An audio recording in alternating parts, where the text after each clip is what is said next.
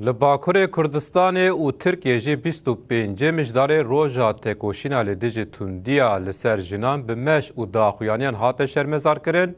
Ji wan bajaran li Amedê jî jin daketin qadan banga tevahî jinên li cîhanê kirin da ku têkoşîna li dijî tundiyê bilind bikin.